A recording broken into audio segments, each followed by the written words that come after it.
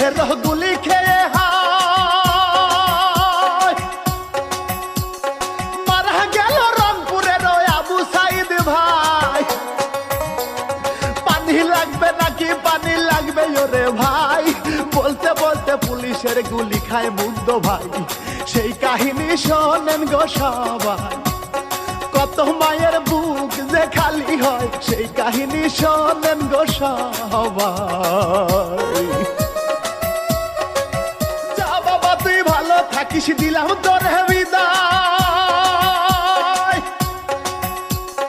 মা জননীর কত ব্যথা লাগছে কলিজায়, বোনের কান্না দেখে ও ভাই বুক ফাটিয়া যায়।